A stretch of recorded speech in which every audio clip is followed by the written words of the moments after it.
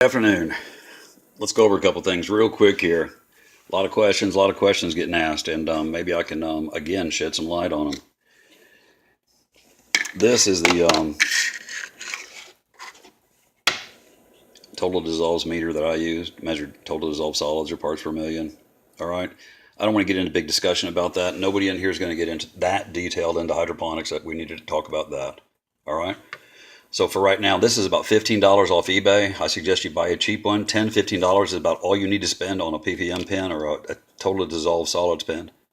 I use this one because it's reliable. This particular one's probably 3 years old. I keep it in my pocket, and it has been in thousands and thousands and thousands of gallons of nutrient solution. Here's how you take care of a PPM pen real quick.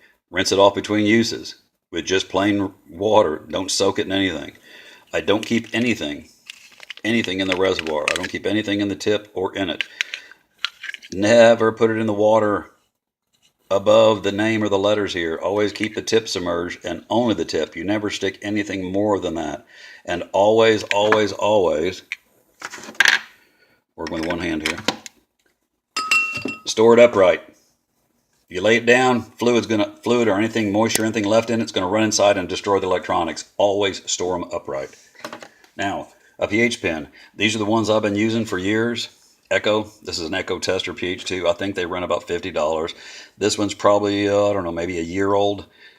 You might get 2 years worth of use out of these, and that's pretty good for that. And when I tell you I'm getting 2 years worth of use out of them, again, tens of thousands and thousands of gallons of mixtures and stuff I use.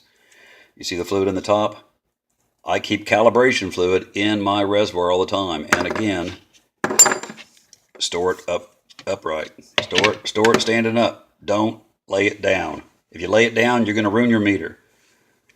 When you get this from the factory, when you get this, purchase this, you have to calibrate it. Don't rely on the calibration from the factory. They're not calibrated. They're close, but they're not calibrated. After you've used it 3 or 4 times, it's no longer calibrated. It's inaccurate. And I mean within several points even. So unless you are buying, like I said with pH stuff, you have to have proper pH stuff. Unless you're buying proper calibration fluid. This is 7.0. This is the main one I use. This is 4.0. I very rarely use that. I calibrate with 7. This was $8.99, and that was at a hydro store, and that's probably twice what it needs to be. So $3 or $4 is what this should cost you off eBay or off Amazon. 7.0 is what I use. That's what I keep inside the reservoir on the tip of my pH pen, not on the meter, the PPM meter or the total dissolved solid meter, just the pH pen. That way it stays in calibration better. All right. I still, every 2 or 3 times I use this, I recalibrate it. It's real simple. Just press the button, wait for the number to change the one you want, click, hit hold, and it stays. All right. When you turn the pen on, always make sure you give your pen a couple of moments to adjust. See, I've got 7 fluid in there, and as you can see, that's giving me a 6.9 calibration, but it's got 7.0 fluid in there. That's because there was something probably on the meter when I stuck it in there, and it's dropped the pH just a tiny hair. All right.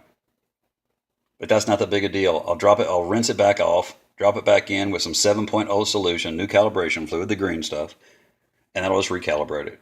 But you have to recalibrate these. Being off a point or 2, that's not that big a deal. Being off 3 or 4 points, you're missing nutrients. And since it can go either way, a 2 or 3 point mistake on this could actually be 4 to 6 points, depending on which direction you're headed in. There's a big margin of error there. You can go low or you can go high. And sometimes being low is not so bad, and sometimes high is not being so bad, but sometimes it is. So it's real important. I hear people all the time say, I don't bother calibrating. They're accurate enough. That's close enough for me. I don't worry about it. Bull. Throw all your stuff away and don't bother doing this. If you're not going to do these little tiny steps, everything else I'm trying to teach you doesn't make any sense. Doesn't make any sense at all. Accuracy is everything. We're talking about parts per million here. You're measured in parts per million. Why would you even consider for a minute not to calibrate something? That just doesn't make sense. You don't have to buy a lot of stuff. I'm not trying to make this hobby a very, very expensive procedure or a difficult procedure. It's actually very, very simple. But you just have to have a couple little things. All right? Now, I want to talk about something else. mixing nutrients in a solution, and Roger brought this up, and anybody else, I'd tell them not to do this. Roger wants to mix a solution and keep it in his jug and use it like he does. That's fine. He has some experience, and if you've got experience, you can handle that. That's fine, but I don't recommend that. And then here's the reasons I don't recommend it. I touched on them on his answer. Nutrient solutions, hydroponic nutrient solutions, because of how they're composed and how they're made, they will bind because they don't have other agents and stuff mixed in there with them, stabilizers and stuff. They can bind. If I mix up, and this is this is hydroponic nutrients actually, and that's it. See how clear that is? And that's probably, I don't know, 350, 400.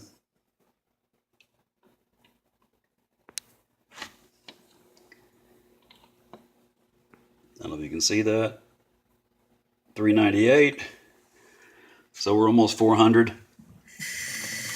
All right. Now, this was mixed and aerated, and it's been sitting there overnight. Well, actually, it's about 2 days old, and it's been aerated. This, I mixed up a few minutes ago. This is Epsom salts and calcium nitrate. Do you see the difference? Do you see what happens? Those two have bound. They're bound together. They've created a different chemical. If I put that in my mix right now, it'll kill everything in the beds. It'll kill every plant in there. All right? I'm trying to make a point. When you don't aerate certain types of chemicals, when you mix certain types of chemicals and you don't provide the proper environment, this can happen. They can bind together and create all kinds of nasty things. You don't want that. Now, if you're not having those problems, and you have some experience and you know to keep track of that, that's fine. But I don't normally recommend mixing up in a jug unless it's something like violet food for a dirt mix or something, because there you've got some time and it's going to be broke down. But something in hydroponics, the great thing about hydroponics is it's so fast. If I feed a plant and it wilts on me immediately, it'll melt it. Let me back up. If I feed a plant and feed it wrong nutrients or the wrong pH, it'll fall over and wilt in the pot. I mean, within 20 minutes maybe. But by the same token, things happen fast in hydro. I can flush that plant, put the correct stuff in there, and it'll stand back up 20 minutes later too. That's the great thing about hydro. You can't do that in a dirt plant. When you feed it something, it's there. You can't rinse. You can flush dirt, but it really just compounds the issue because you take all the oxygen out of the root ball and just fill it full of water. So I don't want to get into soil growing. I hate soil growing. I can talk about it, but I just don't care to. Anyway, back to this. I use a scale to measure all my nutrients. I measure them in the grams. It's the only way to be accurate and to do accurate feeding of a plant. That's probably a $12, $15 scale off eBay, and I've had it for a couple of years. I use that here on my houseplants and stuff. This is just how I do it. Everybody needs to grow their own way, and everybody needs to do it their own way. And you need to do what works for you and works for your grow situation. If I can expand on any of this, just somebody let me know. But like I said before on the other products, on getting pH products, get the right products. Calibrate your pen. Calibrate your equipment. Don't use equipment that's not calibrated. You're wasting your time. And you're going to make a huge mistake. In hydroponics, things happen very rapidly.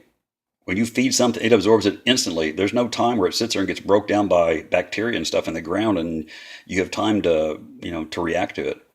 You make a mistake in the orchids, you just burn off roots, or you burn tissue, or you spot a leaf or something. That's what'll happen. So please get your equipment. It's not expensive, but just get the right equipment. Have a great day.